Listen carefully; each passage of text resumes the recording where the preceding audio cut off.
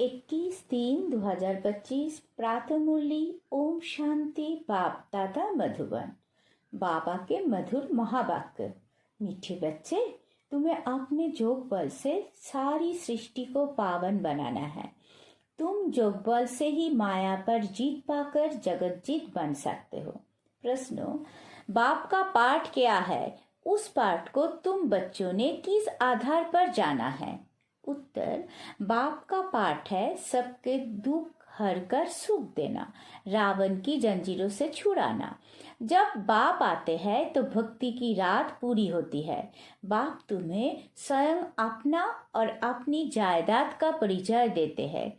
तुम एक बाप को जानने से ही सबको जान जाते हो। गीत। तुम ही हो माता पिता, तुम ही हो। ओम शांति। बच्चों ने ओम शांति का अर्थ समझा है। बाप ने समझाया है हम आत्मा हैं। इस सृष्टि ड्रामा के अंदर हमारा मुख्य पाठ है। किसका पाठ है? आत्मा शरीर धारण कर पाठ बजाती है। तो बच्चों को अब आत्म अभिमानी बन रहे हैं। इतना समय देह अभिमानी थे, अब अपने को आत्मा समझ बाप को याद करना है। हमारा बाबा आया हुआ है ड्रामा प्लान अनुसार। बाप आते भी है रात्रि में। कब आते हैं? उसकी तिथि तारीख कोई नहीं है। तिथि तारीख उनकी होती है जो लौकिक जन्म लेते हैं। ये तो है पारलौकिक बाप, इनका लौकिक जन्म नहीं है। श्री कृष्ण की तिथि तारीख समय आदि सब देते हैं। उनका तो कहा जाता है दिव्य जन्म। बाप इनमें प्रवेश कर बताते हैं कि ये बेहद का ड्रामा है। उसमें आधा कल्प है रात। जब रात अर्थात घोर अंधियारा होता है तब मैं आता हूँ। तिथि तारीख कोई नहीं। इस समय भक्ति भी तमो प्रधान है। आधा कल्प है बेहद का दिन। अब बाप खुद कहते हैं मैंने इनमें प्रवेश किया है। गीता में है भगवान उवाच, परंतु भगवान मनुष्य हो नहीं सकता। श्री कृष्ण भी दैवी गुणों वाला है। ये मनुष्य लोक है, ये देवलोक नहीं है। गाते भी है ब्रह्मा देवताए नमः। वो है सूक्ष्म बतनवशी। बच्चे जानते हैं वहाँ हड्डी मांस नहीं होता है, वो है सूक्ष्म सफेद छाया। जब मूल वतन में है तो आत्मा को ना सूक्ष्म शरीर छाया वाला है ना हड्डी वाला है। इन बातों को कोई भी मनुष्य मात्र नहीं जानते हैं। बाप ही आकर सुनाते हैं। ब्राह्मण ही सुनते हैं और कोई नहीं सुनते। ब्राह्मण वर्ण होता ही है भारत में। वो भी तब होता है जब परमपिता परमात्मा प्रजापिता ब्रह्मा द्वारा ब्राह्मण धर्म की स्थापना करते हैं। आप इनको रचता भी नहीं कहेंगे। नई रचना कोई रचते नहीं है, सिर्फ रिजुवनेट करते हैं। बुलाते भी है हे बाबा, पतित दुनिया में आकर हमको पावन बनाओ। अभी तुमको पावन बना रहे हैं। तुम फिर जोग बल से इस सृष्टि को पावन बना रहे हो। माया पर तुम जीत पाकर जगत जीत बनते हो। जोग बल को साइंस बल भी कहा जाता है। ऋषि मुनि आदि सब शांति चाहते हैं, परंतु शांति का अर्थ तो जानते नहीं। यहाँ तो जरूर पाठ बजाना है ना। शांति धाम है स्वीट साइलेंस हो। तुम आत्माओं को अब ये मालूम है कि हमारा घर शांति धाम है। यहाँ हम पाठ बजाने आए हैं। बाप को भी बुलाते हैं हे पतित पावन, दुख हरता सुख करता आओ, हमको इस रावण की जंजीरों से छुड़ाओ। भक्ति है रात, ज्ञान है दिन। रात मुर्दाबाद होती है, फिर ज्ञान जिंदाबाद होता है। ये खेल है सुख और दुख का। तुम जानते हो पहले हम स्वर्ग में थे, फिर उतरते उतरते आकर नीचे हिल में पड़े हैं। कलिजुग कब खलास होगा, फिर सत्यजुग कब आएगा, ये कोई नहीं जानते। तुम बाप को जानने से बाप द्वारा सब कुछ जान गए हो। मनुष्य भगवान को ढूंढने के लिए कितना धक्का खाते हैं। बाप को जानते ही नहीं। जाने तब जब बाप आकर अपना और जायदाद का परिचय दे। वर्षा बाप से ही मिलता है, माँ से नहीं। इनको मम्मा भी कहते हैं। परंतु इनसे वर्षा नहीं मिलता है, इनको याद भी नहीं करना है। ब्रह्मा विष्णु शंकर भी शिव के बच्चे हैं, ये भी कोई नहीं जानते। बेहद की सारी दुनिया का रचयिता एक ही बाप है, बाकी सब है उनकी रचना या हथ के रचयिता। अब तुम बच्चों को बाप कहते हैं, मुझे याद करो तो तुम्हारे विकर्म विनाश हो। मनुष्य बाप को नहीं जानते हैं तो किसको याद करे, इसलिए बाप कहते हैं। कितने निधन के बन पड़े हैं, ये भी ड्रामा में नूद है। भक्ति और ज्ञान दोनों में सबसे श्रेष्ठ कर्म है दान करना। भक्ति मार्ग में ईश्वर अर्थ दान करते हैं, किस लिए? कोई कामना तो जरूर रहती है। समझते हैं जैसा कर्म करेंगे वैसा फल दूसरे जन्म में पाएंगे। इस जन्म में जो करेंगे उसका फल दूसरे जन्म में पाएंगे। जन्म जन्मांतर नहीं पाएंगे, एक जन्म के लिए फल मिलता है। सबसे अच्छे से अच्छा कर्म होता है दान। दानी को पुण्यात्मा कहा जाता है। भारत को महादानी कहा जाता है। भारत में जितना दान होता है उतना और कोई खंड में नहीं। बाप भी आकर बच्चों को दान करते हैं, बच्चे फिर बाप को दान करते हैं। कहते हैं बाबा आप आएंगे तो हम अपना तन मन धन सब आपके हवाले कर देंगे। बाप बिगर हमारा कोई नहीं। बाप भी कहते हैं मेरे लिए तुम बच्चे ही हो, मुझे कहते ही है हेवनली गॉडफादर, अर्थात स्वर्ग की स्थापना करने वाला। मैं आकर तुमको स्वर्ग की बादशाही देता हूँ। बच्चे मेरे अर्थ सब कुछ दे देते हैं, बाबा सब कुछ आपका है। भक्ति मार्ग में भी कहते थे बाबा ये सब कुछ आपका दिया हुआ है, फिर वो चला जाता है तो दुख हो जाते हैं। वो है भक्ति का अल्पकाल का सुख। बाप समझाते हैं भक्ति मार्ग में तुम मुझे दान पुण्य करते हो इनडायरेक्ट, उसका फल तो तुमको मिलता रहता है। अब इस समय मैं तुमको कर्म अकर्म विकर्म का राज बैठ समझाता हूँ। भक्ति मार्ग में तुम जैसे कर्म करते हो उसका अल्पकाल सुख भी मेरे द्वारा तुमको मिलता है। इन बातों का दुनिया में किसी को पता नहीं है। बाप ही आकर कर्मों की गति समझाते हैं। सत्ययुग में कभी कोई बुरा कर्म करते ही नहीं, सदैव सुख ही सुख है। याद भी करते हैं सुख धाम स्वर्ग को, अभी बैठे हैं नर्क में, फिर भी कह देते फलाना स्वर्ग पधारा।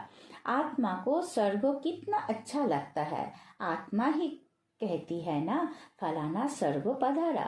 परंतु तमोप्रधान होने के कारण उनको कुछ पता नहीं पड़ता है कि स्वर्ग क्या नरक क्या है। बेहद का बाप कहते हैं तुम सब कितने तमोप्रधान बन गए हो, ड्रामा को तो जानते नहीं, समझते भी है कि सृष्टि का चक्र फिरता है तो जरूर हूबहू फिरेगा ना। वो सिर्फ कहने मात्र कह देते हैं। अभी ये है संगम युग, इस एक ही संगम युग का गायन है।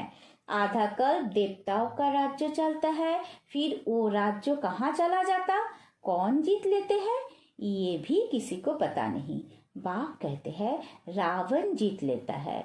उन्होंने फिर देवताओं और असुरों की लड़ाई बैठ दिखाई है। अब बाप समझाते हैं 5 विकार रूपी रावण से हारते हैं, फिर जीत भी पाते हैं रावण पर। तुम तो पूज्य थे, फिर पुजारी पतित बन जाते हो तो रावण से हारे ना।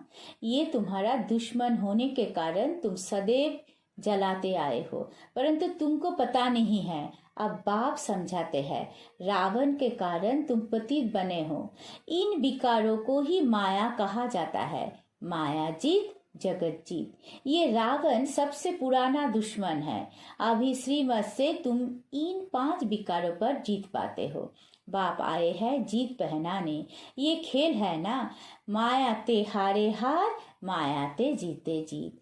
जीत बाप ही पहनाते हैं, इसलिए इनको सर्वशक्तिमान कहा जाता है। रावण भी कम शक्तिमान नहीं है, परंतु वो दुख देते हैं, इसलिए गायन नहीं है। रावण है बहुत दुस्तर, तुम्हारी राजा ही छीन लेते हैं। अभी तुम समझ गए हो हमें कैसे हारते हैं फिर कैसे जीत पाते हैं। आत्मा चाहते भी है हमको शांति चाहिए, हम अपने घर जावे। भक्त भगवान को याद करते हैं परंतु पत्थर बुद्धि होने कारण समझते नहीं है। भगवान बाबा है तो बाप से जरूर वर्षा मिलता होगा, मिलता भी जरूर है परंतु कब मिलता है, फिर कैसे गवाते हैं ये नहीं जानते हैं। बाप कहते हैं मैं इस ब्रह्मतन द्वारा तुमको बैठ समझाता हूँ। मुझे भी ऑर्गन्स चाहिए ना, मुझे अपने कर्मेंद्रिय तो है नहीं। शुष्क बतन में भी कर्मेंद्रिया है, चलते फिरते जैसे मूवी बाइस्कोप होता है, ये मूवी टॉकी बाइस्कोप निकले है तो बाप को भी समझाने में सहज होता है। उन्हों का है बाहुबल, तुम्हारा है जोग बल। वो दो भाई भी अगर आपस में मिल जाए तो विश्व पर राज्य कर सकते हैं परंतु अभी तो फुट पड़ी हुई है। तुम बच्चों को साइलेंस का शुद्ध घमंड रहना चाहिए। तुम मनमना भाव के आधार से साइलेंस द्वारा जगज्जीत बन जाते हो, वो है साइंस घमंडी। तुम साइलेंस घमंडी अपने को आत्मा समझ बाप को याद करते हो, याद से तुम सतोप्रधान बन जाएंगे। बहुत सहज उपाय बताते हैं। तुम जानते हो शिव बाबा आए हैं हम बच्चों को फिर से स्वर्गों का वर्षा देने। तुम्हारा जो भी कलिजुगी कर्मबंधन है बाप कहते हैं उनको भूल जाओ। 5 विकार भी मुझे दान में दे दो। तुम जो मेरा मेरा करते आए हो, मेरा पति मेरा फलाना, ये सब भूलते जाओ। सब देखते हुए भी उनसे ममत्व मिटा दो। ये बात बच्चों को ही समझाते हैं। जो बाप को जानते ही नहीं वो तो इस भाषा को भी समझ ना सके। बाप आकर मनुष्य से देवता बनाते हैं। देवता तो होते ही सत्य युग में है, कली युग में होते हैं मनुष्य। अभी तक उनकी निशानियां हैं अर्थात चित्र है। मुझे कहती ही है पतित पावन, मैं तो डिग्रेड होता नहीं हूँ। तुम कहते हो हम पावन थे फिर डिग्रेड हो पतित बने हैं। अब आप आकर पावन बनाओ तो हम अपने घर में जाए। ये है स्पिरिचुअल नॉलेज, अविनाशी ज्ञान रत्न है ना, ये है नई नॉलेज। अभी तुमको ये नॉलेज सिखाता हूँ।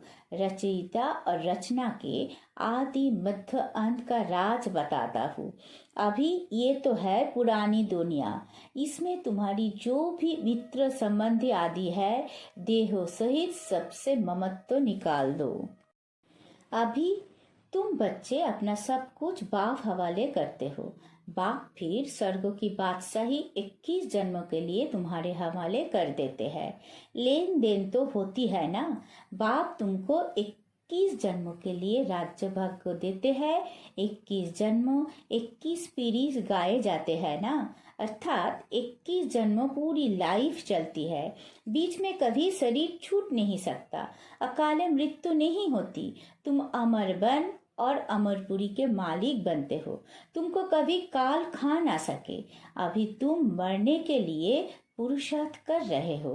बाप कहते हैं देह सहित देह के संबंध छोड़ एक बाप से संबंध रखना है।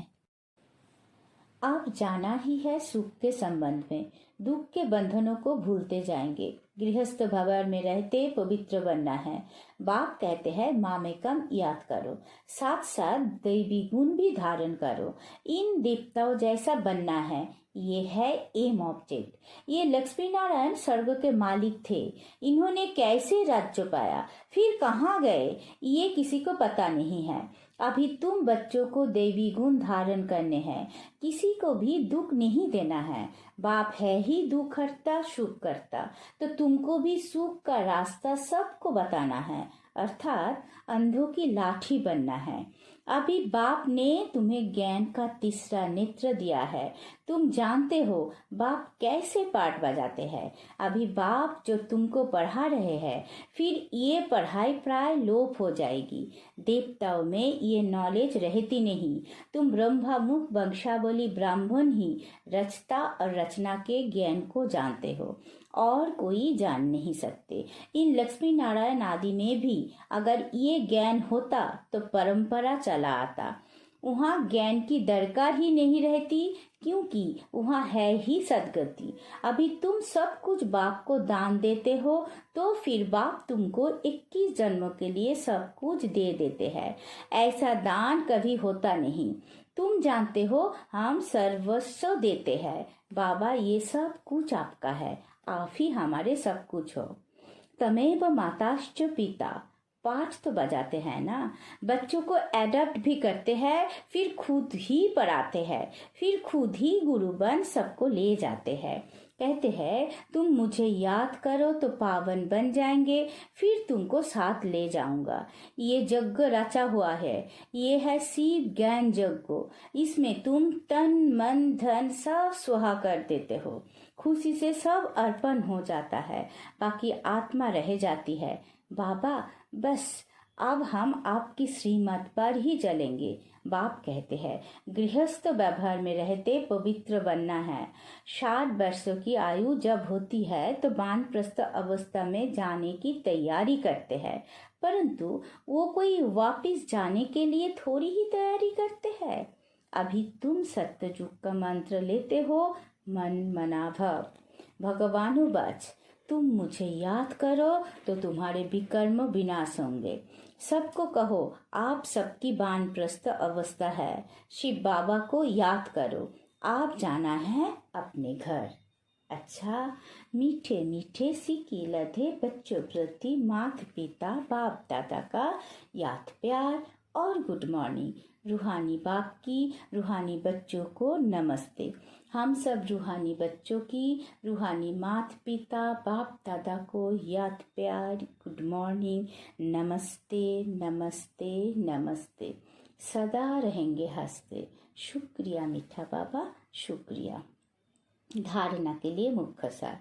पहला पॉइंट, कलियुगी सर्व कर्म बंधनों को बुद्धि से भूल 5 विकारों का दान कर आत्मा को सतो प्रधान बनाना है। एक ही साइलेंस के शुद्ध घमंड में रहना है। दूसरा, इस रुद्र यज्ञों में खुशी से अपना तन मन धन सब अर्पण कर सफल करना है।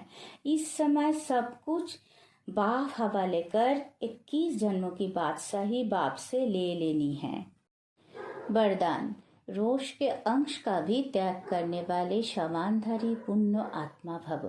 क्षमाधारी बच्चे सभी को मान देने वाले दाता होते हैं। दाता अर्थात रहमदिल। उनमें कभी किसी भी आत्मा के प्रति संकल्प मात्र भी रोष नहीं रहता।